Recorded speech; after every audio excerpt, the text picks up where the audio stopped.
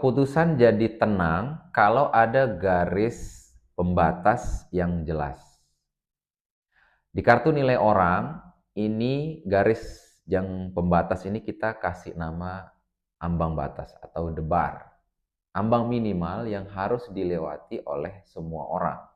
Ambang batas itu apa? Ambang batas itu adalah pola minimum untuk kita menilai value dan juga pola minimum untuk kita menilai 3M. Tujuannya apa? Tujuannya supaya kita menilai itu secara lebih objektif, secara lebih konsisten, juga secara lebih cepat dan tepat.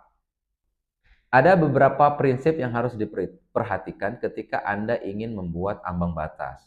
Yang pertama adalah no minus di dalam value. Ini adalah prinsip pertama. Jadi kalau masih ada yang minus berarti ini memang belum sesuai dengan value. Jangan membuat ambang batas yang ada minusnya di situ.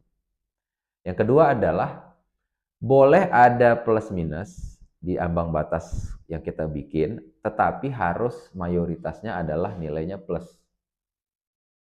Untuk menilai value ini ya. Jadi harus boleh kita masukkan plus minus sebagai ambang batas untuk menilai value, tapi mayoritasnya atau kebanyakannya harus plus. Itu prinsip yang kedua. Yang ketiga, prinsipnya adalah untuk menilai 3M, memahami, mau, dan mampu itu pakai dua opsi, yes dan no. Kalau dia tidak mampu berarti no, kalau dia mampu berarti yes. Kalau dia mau berarti yes, kalau dia nggak mau berarti no. Kalau dia memahami berarti yes, kalau dia tidak memahami berarti no. Itu prinsip yang ketiga.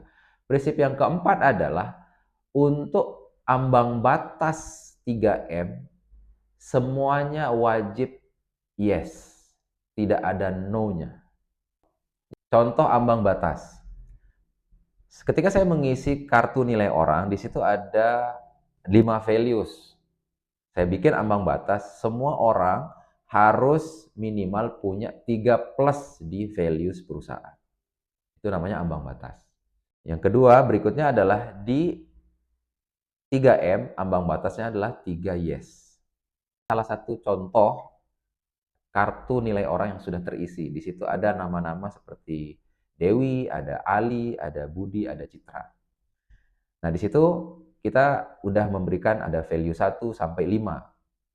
Dan juga ada kolom terakhir itu mengerti, mau, dan mampu. Dan sudah terisi semua. Secara singkat, saya ingin memberikan contoh saja. Ketika di ambang batas tadi itu harus 3 plus di value dan harus yes 3-3-nya, maka kita bisa menyimpulkan bahwa si Dewi ini adalah orang yang tepat karena value-nya 3, plusnya 3.